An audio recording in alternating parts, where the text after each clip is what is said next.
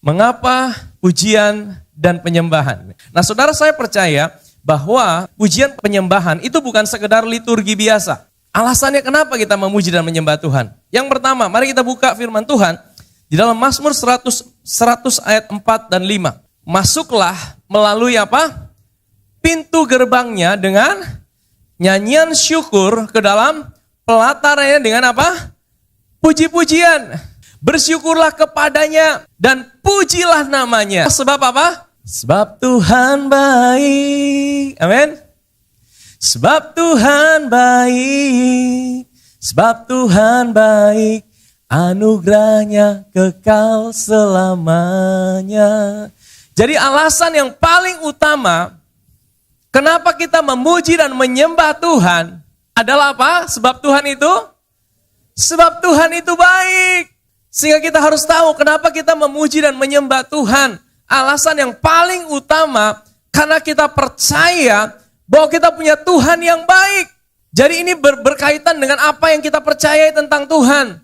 Makanya apa yang kita percaya itu sangat penting, menentukan bagaimana kita menaikkan pujian kita.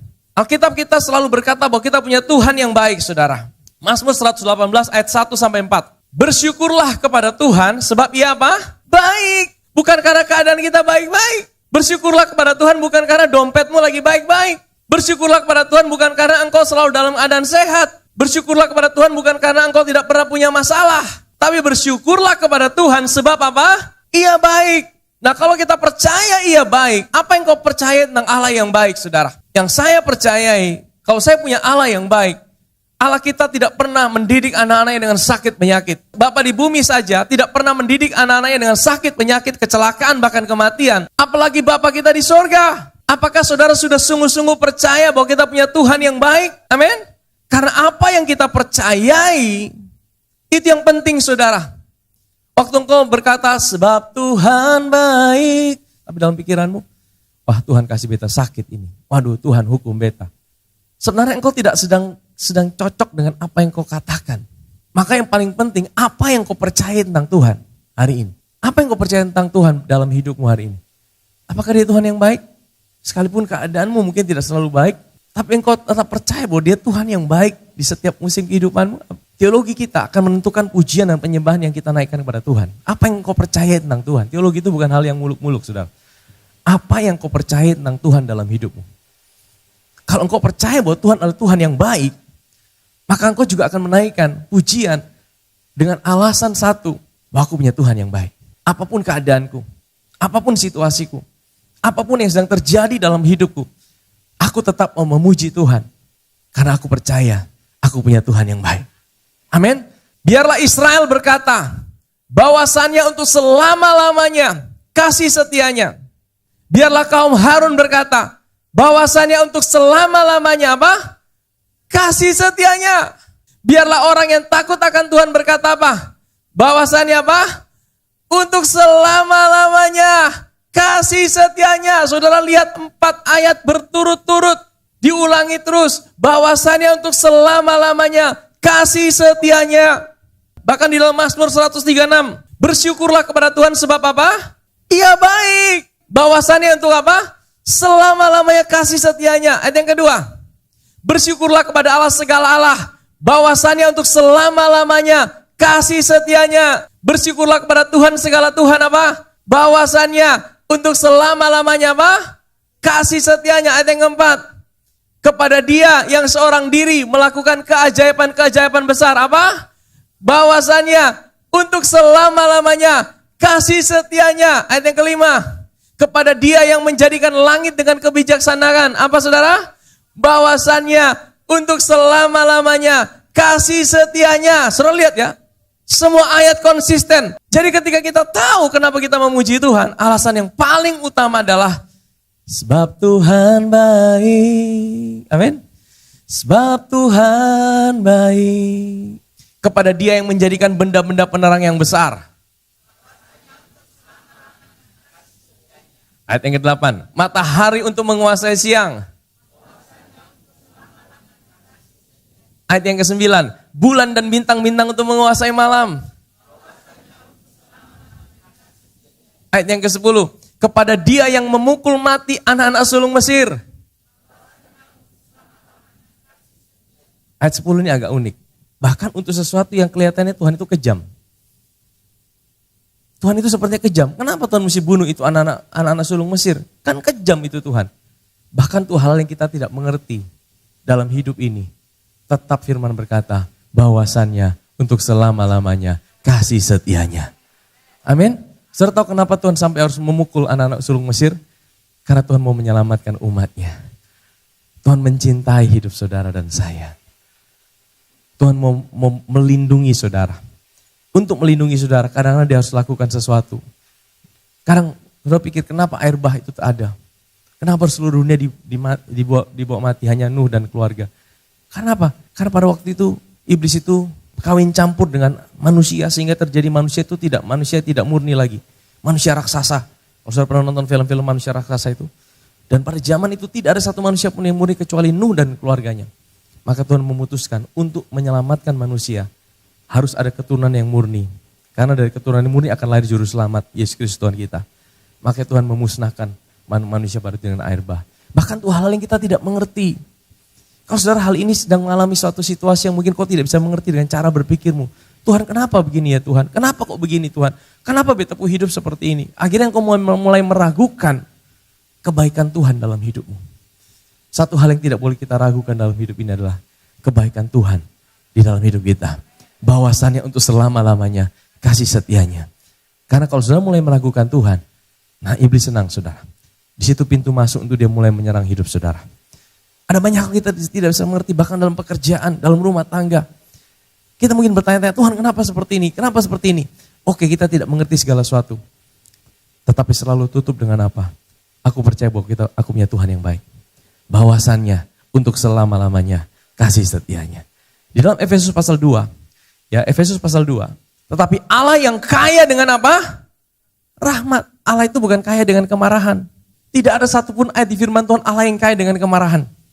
Tapi firman Tuhan katakan Allah yang kaya dengan rahmat, anugerahnya, dan karena kasihnya yang besar yang dilimpahkannya kepada kita. Ayat yang kelima, telah menghidupkan kita bersama-sama dengan Kristus, sekalipun kita telah mati dan karena kesalahan kita, dan oleh karena kasih karunia kamu diselamatkan. Ayat yang keenam, dan di dalam Kristus Yesus ia telah membangkitkan kita juga dan berikan tempat bersama-sama dengan dia di, inilah kenapa kita mesti tahu posisi kita hari ini.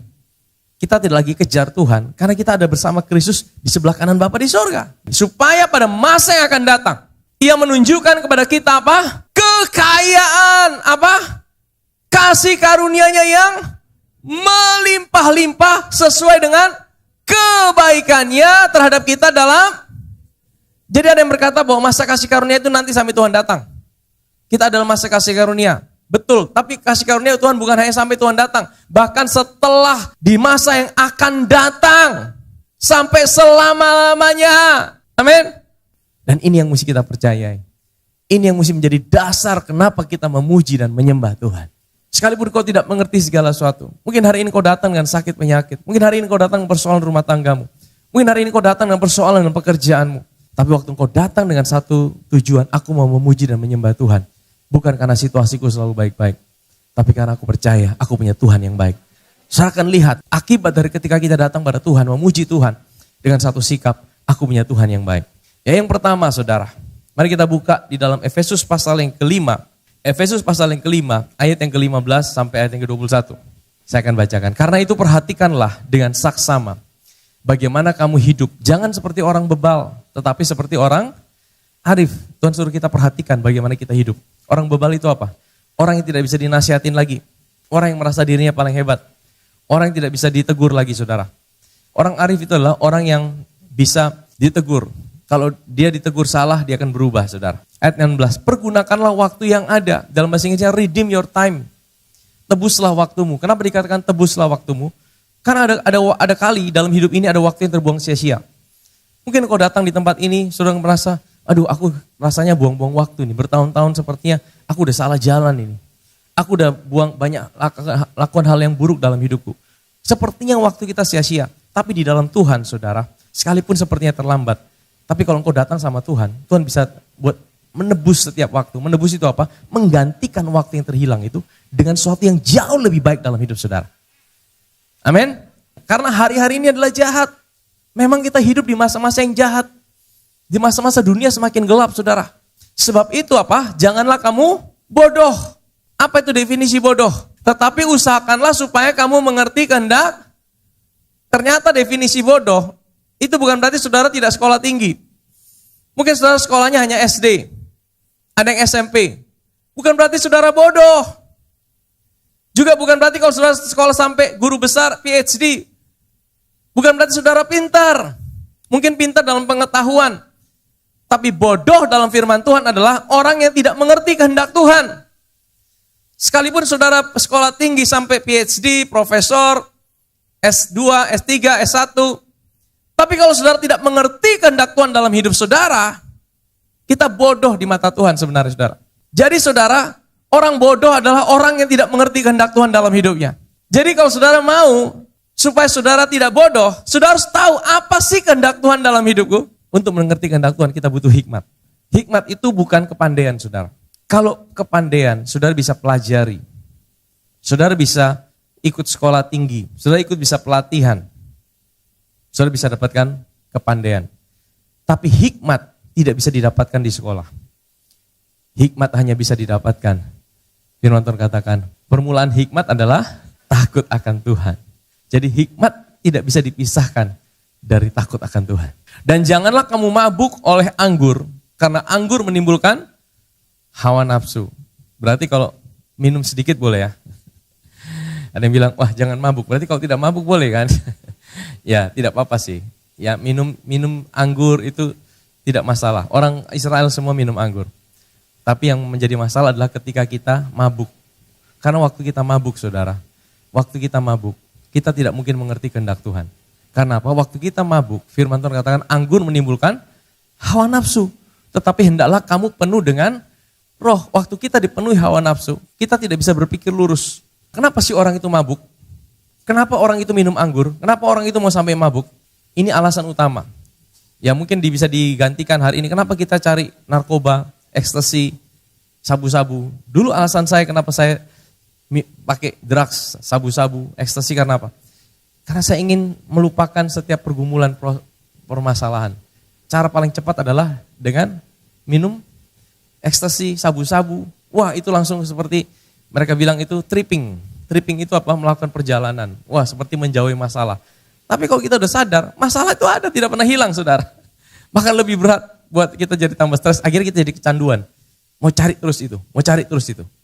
Tetapi saudara, firman Tuhan berkata, jangan kamu mabuk oleh anggur, tapi apa? Hendaklah kamu penuh dengan roh. Kata penuh dengan roh di sini dalam bahasa Inggrisnya adalah being filled. Being filled itu adalah kamu dipenuhi. Sebenarnya bukan kamu penuh, tapi kamu dipenuhi. Bedanya kamu penuh itu apa? Kalau seolah-olah kata kamu penuh itu kita yang mengusahakan itu. Kita tidak bisa mengusahakan, tapi kita akan dipenuhi itu ada pihak ketiga. Ya, kata dipenuhi berarti waktu kita lakukan sesuatu yang lain, itu yang membuat kita dipenuhi dengan Roh Kudus. Dan kata dipenuhi ini bukan sekedar kalau di karismatik itu, wah pokoknya harus ngeroh, sedikit-sedikit ngeroh. Wah Tuhan berkata ini. Tidak seperti itu saudara. Kata dipenuhi dengan roh, itu di ayat 19 kuncinya. Dan berkata-katalah seorang kepada yang lain dalam mazmur, kidung puji-pujian dan nyanyian rohani. Bernyanyi dan bersoraklah bagi Tuhan dengan segenap hati. Ayat 20, ucaplah syukur senantiasa atas segala sesuatu dalam nama Tuhan kita Yesus Kristus kepada Allah dan Bapa kita. Ayat 21, dan rendahkanlah dirimu seorang pada yang lain di dalam takut akan Kristus. Jadi saudara dari pembacaan ini, kita bisa tahu mana yang sebab, mana yang akibat. Sebenarnya kita mau punya hikmat dalam hidup ini. Sebenarnya kita tidak mau jadi bodoh dalam hidup ini. Sebenarnya kita mau mengerti kehendak Tuhan dalam hidup ini. Bagaimana caranya supaya kita mengerti kehendak Tuhan? Bagaimana supaya waktu kita tidak terbuang sia-sia? Bagaimana caranya itu? Kuncinya adalah berkata-katalah seorang kepada yang lain. Jadi gini saudara, ini sebabnya saudara. Waktu kita berkata-kata seorang pada yang lain dalam mazmur. Kenapa sih firman Tuhan katakan berkata-kata? Supaya apa? Kenapa tidak dikatakan bernyanyilah? Karena kalau katakan bernyanyilah, ada kita yang merasa minder. Minder kenapa? Wih, beta bersuara ini soalnya cocok buat nyanyi. Kalau kita nyanyi, semua orang bayar. bayar untuk kasih stop. Kalau beta nyanyi, waduh semua lari saudara. Makanya firman Tuhan tidak katakan bernyanyilah, tapi berkata-katalah. Kalau berkata-kata semua bisa tidak? Bisa, kita tidak minder kan. Woi, beta mau suara falsi, beta bisa berkata-kata. Tapi berkata-kata di dalam apa? Mazmur. Ada 3 hal, Mazmur, kidung pujian, dan nyanyian rohani. Saudara tahu bedanya 3 ini apa? Dulu saya tidak tahu saudara, saya pikir Mazmur, kidung pujian, nyanyian rohani itu sama. Kalau sama kenapa mesti ditulis berbeda? Betul tidak? Kalau sama kenapa mesti diulang? Pasti tidak sama. Apa bedanya Mazmur dan kidung pujian? Apa saudara? Mazmur itu ya kitab Mazmur. Jadi kitab Mazmur itu ditulis supaya kita pakai itu saudara.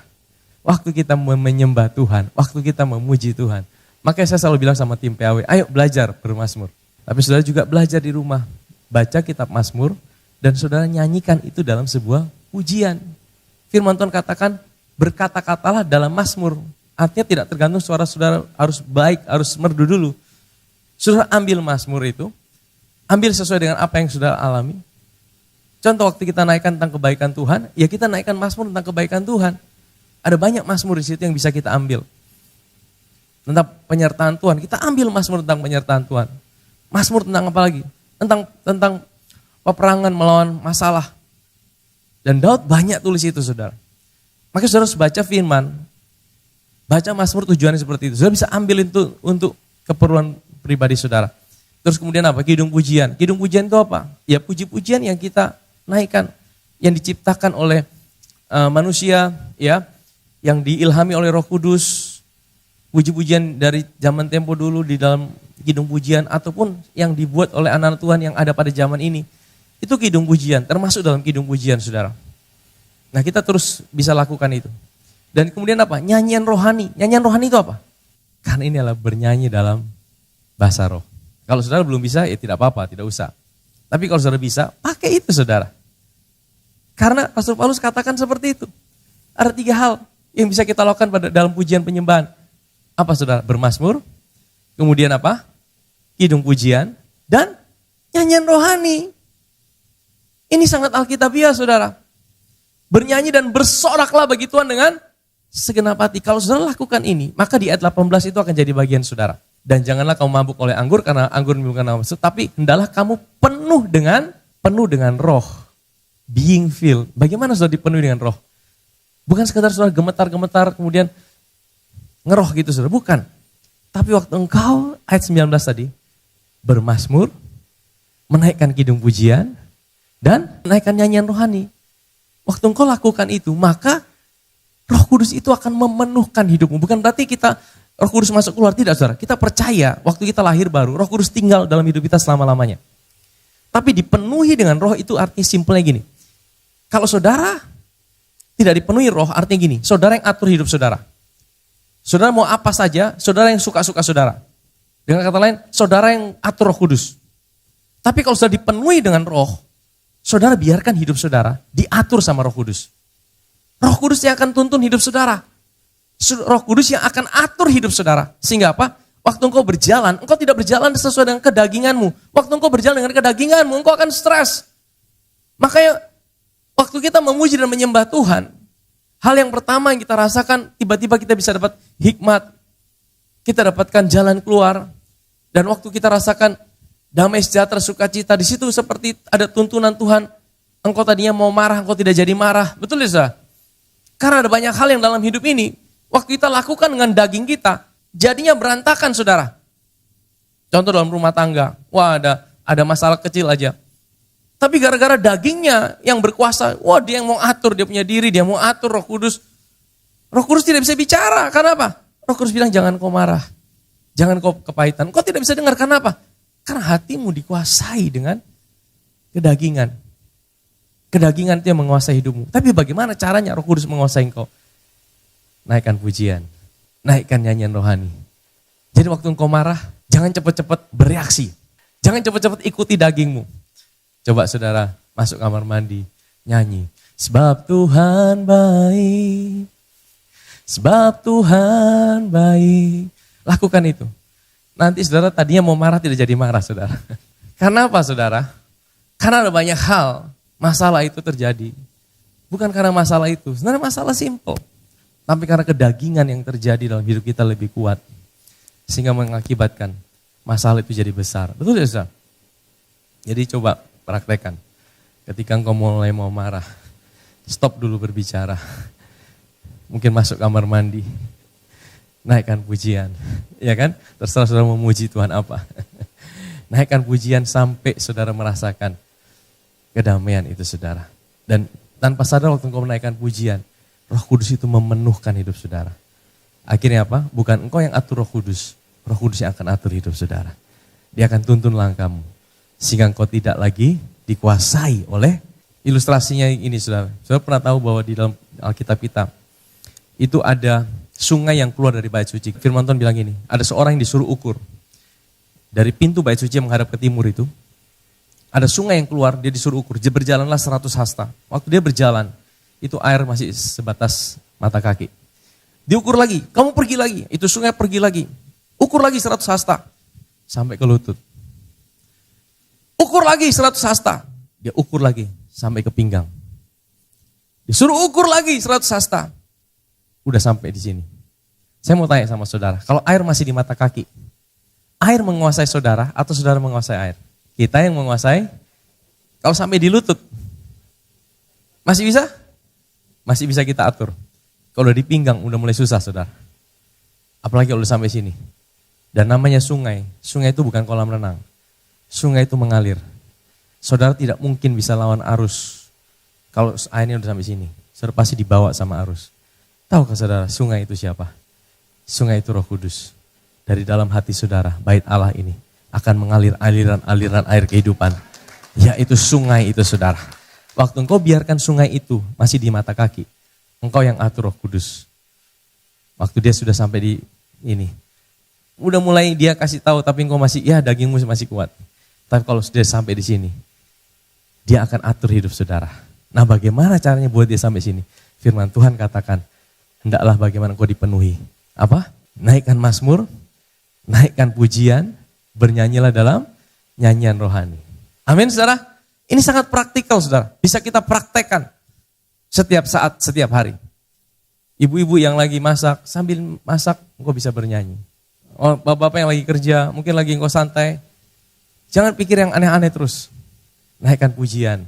Ya kan? Pujian bukan kau nyanyi keras-keras semua orang dengar. Bukan saudara. Engkau naikkan pujian supaya hatimu juga terkonek sama Tuhan. Amin. Nah poin kedua. Mari kita buka firman Tuhan di dalam 2 Tawarik.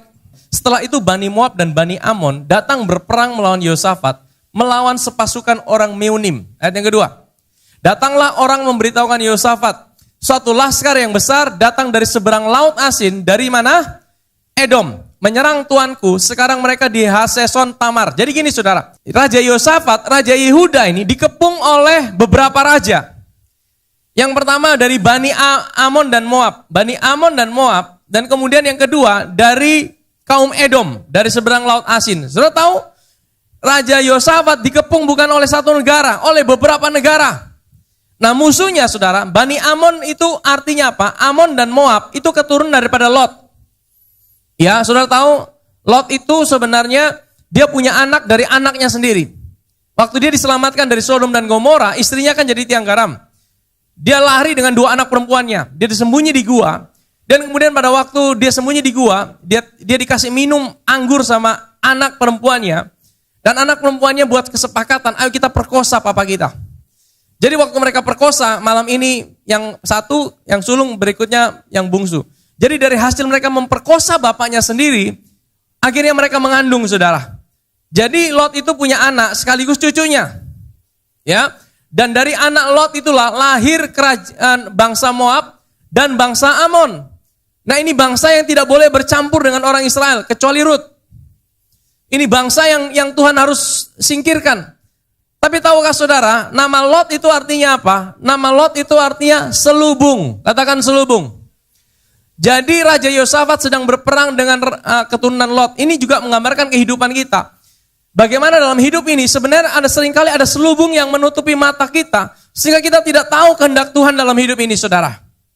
Ya, yang kedua, siapa lawan dari Yosafat? Adalah laskar yang besar yang dari seberang lautan asin dari Edom. Edom itu siapa? Edom itu keturunan Esau. Saudara tahu ini melambangkan apa? Apa sih dosa terbesar Esau? Esau itu dosa terbesarnya adalah kesombongan. Kenapa dia sombong? Karena dia meremehkan hak kesulungan yang harusnya dia dapatkan dari Tuhan. Dia meremehkan itu. Setiap kali kita meremehkan berkat dari Tuhan dalam hidup kita, sebenarnya kita sedang sombong, saudara. Esau itu dosa terbesarnya, dia merasa bahwa dia bisa bergerak sendiri tanpa Tuhan. Dan ini seringkali datang pada anak-anak Tuhan juga. Makanya musuh kita seringkali adalah selubung yang menutup mata hati kita, dan juga kesombongan yang seringkali tanpa sadar kita lakukan dalam hidup ini. Yosafat menjadi takut lalu mengambil keputusan untuk mencari Tuhan. Ia menyerukan kepada seluruh Yehuda supaya berpuasa. Ayat yang keempat. Dan Yehuda berkumpul untuk meminta pertolongan daripada Tuhan. Mereka datang dari semua kota di Yehuda untuk mencari Tuhan. Lalu Yosafat berdiri di tengah-tengah jemaah Yehuda dan Yerusalem di rumah Tuhan, di muka pelataran yang baru. Dan berkata, ya Tuhan, Allah nenek moyang kami, bukankah engkau Allah dalam sorga? Bukankah engkau memerintah atas segenap kerajaan bangsa? Kuasa dan keperkasaan ada dalam tanganmu, sehingga tidak ada orang yang dapat bertahan melawan engkau. Bukankah engkau Allah kami? Jadi Yosafat datang sama Tuhan, dia berdoa. Engkau yang menghalau penduduk tanah ini dari depan umatmu dan berikan kepada Abraham sahabatmu untuk selama-lamanya. Next. Lalu mereka mendiami tanah itu, mendirikan bagimu tempat kudus untuk namamu, kata mereka. Bila satu malapetaka menimpa kami, yaitu pedang hukuman penyakit sampar, kami akan berdiri di muka rumah ini, di hadapan karena rumahmu, di dalam rumah ini. Dan kami akan berseru pada namamu dalam kesesakan kami, sampai engkau mendengar dan menyelamatkan kami. Next. Sekarang lihatlah Bani Amon dan Moab dan orang-orang dari pegunungan Seir, orang Edom itu. Ketika orang Israel datang di tanah Mesir, engkau melarang mereka masuki negerinya. Oleh sebab itu mereka menjauh dan tidak memusnahkannya. Next. Lihatlah sebagai pembalasan mereka datang mengusir kami dari tanah milik kami yang telah engkau wariskan kepada kami. Ayat 12. Ya Allah, tidakkah engkau akan menghukum mereka? Karena kami tidak punya kekuatan untuk menghadapi laskar yang besar ini. Yang datang kepada kami. Ini doa yang paling Alkitab biasa. Datang pada Tuhan. Dan bilang, kami tidak bisa apa-apa tanpa engkau Tuhan. Dikatakan, kami tidak tahu apa yang harus kami lakukan. Sebenarnya kita hari ini sedang dalam keadaan bingung. Engkau tidak tahu engkau harus buat apa. Kami tidak tahu apa yang harus kami lakukan. Tetapi, mata kami tertuju. Nah ini bagusnya saudara. Banyak kali kita menghadapi masalah, mata kita tertuju sama masalah kita. Mata kita lebih tertuju pada persoalan kita. Sehingga kita dikuasai ketakutan, kita dikuasai kekhawatiran, amin. Tapi Tuhan bilang apa? Waktu engkau berdoa, engkau sedang memindahkan matamu, bukan kepada masalahmu, tapi kepada Tuhan yang punya hidupmu. Sementara itu seluruh Yehuda berdiri di hadapan Tuhan, juga segenap keluarga mereka dengan istri dan anak mereka. Ayat 14. Lalu Yaskiel bin Zakaria bin Benaya bin Matanya, seorang Lewi dari Bani Asaf, dihinggapi roh Tuhan di tengah-tengah jemaat. Dan berseru, camkanlah seluruh Yehuda, penduduk Yerusalem dan tuanku Raja Yosafat. Beginilah firman Tuhan kepadamu, janganlah kamu takut dan terkejut karena laskar yang besar ini, sebab bukan kamu yang akan berperang, melainkan siapa? Allah. Sebenarnya kita tahu, kita mau bahwa peperangan kita, bukan kita yang akan lakukan, tapi Tuhan yang akan lakukan buat hidup saudara dan saya. Amin. Besok haruslah kamu turun menyerang mereka. Mereka akan mendaki pendakian Ziz, dan kamu akan mendapati mereka di ujung lembah, di muka padang gurun Yeruel. Nah, bagaimana mereka menyerang? Bagaimana Yosafat menyerang bangsa-bangsa itu? Next, dalam peperangan ini tidak usah kamu bertempur. Hai Yehuda di Yerusalem, tinggallah berdiri di tempatmu, dan lihatlah bagaimana Tuhan memberikan apa? Kemenangan kepadamu. Janganlah kamu takut dan terkejut. Majulah besok menghadapi mereka. Tuhan akan, bukan berarti tinggal dan berdiri saudara tiap hari hanya diam-diam, bukan saudara. Waktu engkau hadapi masalah, ya waktu engkau sedang butuh pergumulan, engkau tetap, yang pertama sikap saudara adalah saudara datang sama Tuhan. Saudara berdoa sama Tuhan. Tapi saudara percaya bahwa Tuhan menyertai hidup saudara. Lalu berlututlah Yosafat dengan mukanya sampai ke tanah. Seluruh Yehuda dan penduduk Yerusalem sujud di hadapan Tuhan dan menyembah kepadanya. Ayat 19. Kemudian orang Lewi dari Bani Kahat, perhatikan ini ya, dan Bani Korah bangkit berdiri untuk apa? Menyanyikan puji-pujian bagi Tuhan Allah Israel dengan suara yang sangat nyaring. Puji-pujiannya apa? Perhatikan. Keesokan harinya pagi-pagi mereka maju menuju padang gurun Tekoa. Ketika mereka hendak berangkat, berdirilah Yosafat dan berkata, hei dengar, hai Yehuda, penduduk Yerusalem, percayalah kepada Tuhan Allahmu dan kamu akan tetap teguh. Percayalah kepada nabi-nabinya dan kamu akan Berhasil. Setelah ia berunding dengan rakyat, ia mengangkat orang-orang yang akan menyanyi nyanyian untuk Tuhan dan memuji Tuhan dalam pakaian kudus yang semarak pada waktu mereka keluar di muka orang-orang bersenjata. Jadi ini pasukannya ini, pasukan pujian penyembahan, jalan di depan, saudara. Sambil berkata apa? Nyanyiannya apa? Nyanyikanlah nyanyian syukur bagi Tuhan, bahwasannya apa? Untuk selama-lamanya apa? Kasih setianya. Saya mau tanya sama saudara.